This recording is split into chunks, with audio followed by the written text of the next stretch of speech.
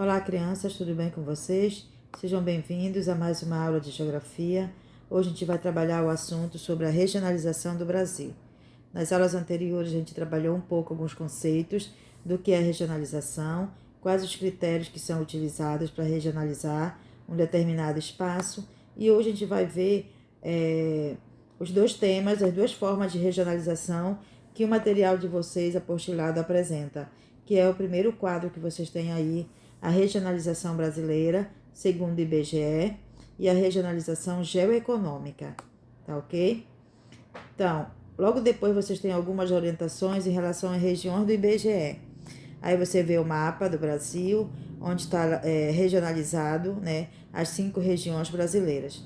E essa regionalização ela foi criada em 1969, sendo considerada a oficial do território brasileiro. Ela se apresenta principalmente devido às características físicas e econômicas e seus limites respeitam os limites dos estados, que são essas linhas, né, que estão aí no mapa e que no espaço geográfico são linhas imaginárias. Tá? Então dá para você perceber claramente que existe toda uma divisão, né, separadamente, que cada pedaço do território brasileiro ele possui características diferentes que o identificam como uma região. Logo, o outro quadro que vocês têm aí trabalha uma outra regionalização do território brasileiro, que é as regiões geoeconômicas, e que a gente vai detalhar mais na próxima aula, mas só para vocês perceberem a diferença entre a região segundo o IBGE e as regiões segundo as regiões geoeconômicas. O Brasil, de acordo com as regiões geoeconômicas, que levam em consideração principalmente os aspectos também físicos, mas leva em consideração os aspectos econômicos e sociais, o Brasil está dividido entre a Amazônia, o Centro-Sul e a região Nordeste, tá? Então, essa é uma outra forma de regionalizar o espaço brasileiro. E logo depois vocês têm um outro mapa que fala sobre os complexos regionais. Essa regionalização ela foi criada em 1964 pelo geógrafo Pedro Pinchas, e ele regionalizou o território brasileiro em 3 complexos, ou macro-regiões, porque são espaços maiores, né, que as regiões segundo o IBGE, que ele denominou de geoeconômicas. Então, nessa regionalização, o Brasil ficou conhecido como a Amazônia, o Nordeste e o Centro-Sul, como você pode observar no mapa que você tem aí.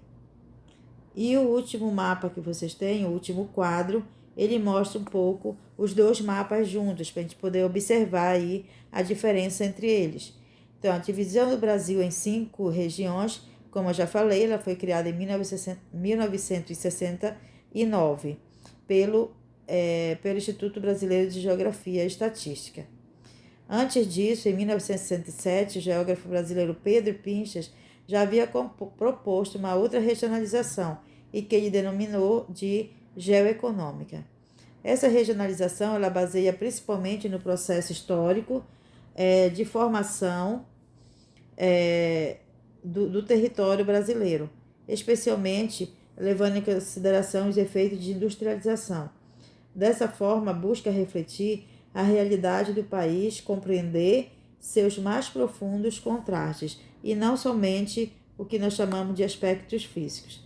Então, segundo essa regionalização, o Brasil fica dividido entre a Amazônia, o Centro-Sul e o Nordeste.